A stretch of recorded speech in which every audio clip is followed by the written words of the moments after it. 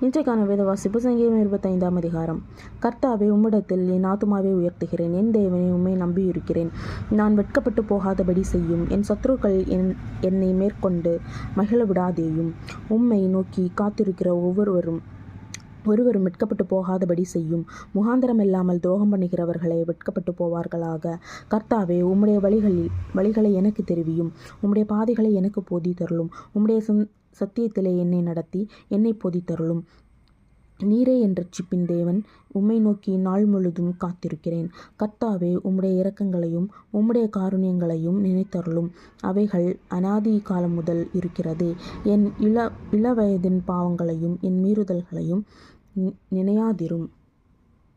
கர்த்தாவே, உம்முடைய தயவின் நிமித்தம் என்னை உமது கிருபையின்படியே நினைத்தருளும். கர்த்தர் நல்லவரும் உத்தமருமாயிருக்கிறார். ஆகையால் பாவிகளுக்கு வழியை தெரிவிக்கிறார்.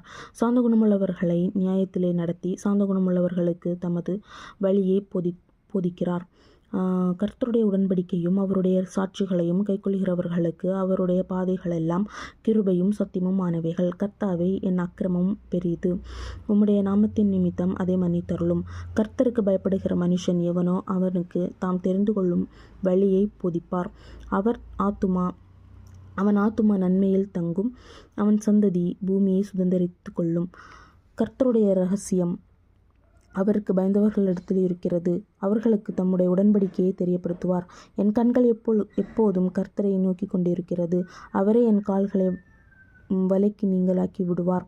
என்மேல் நோக்கமாகி எனக்கு இரங்கும். நான் தனித்தவனும் சிறுமைப்பட்டவனுமாயிருக்கிறேன். என் இருதயத்தில் வியாகுலங்கள் பெருகியிருக்கிறது. என் இடுக்கண்களுக்கு என்னை நீங்களாக்கி விடும். என் துன்பத்தையும் என் வருத்தத்தையும் பார்த்து என் பாவங்களை எல்லாம் மன்னித்தருளும். என் சத்துருக்களை பாரும். அவர்கள் பெருகியிருந்து உக்கிர பகையாய் என்னை பகைக்கிறார்கள். என் ஆத்துமாவை காப்பாற்றி என்னை விடுவியும். நான் வெட்கப்பட்டு போகாதபடி செய்யும். உம்மை நம்பியிருக்கிறேன். உத்தமமும் நேர்மையும் என்னை காக்க கடவது. நான் உமக்கு காத்திருக்கிறேன். தேவனே, இஸ்ரவேலை அவனுடைய எல்லா இக்கட்டுகளுக்கும் நீங்களாக்கி மீட்டுவிடும்.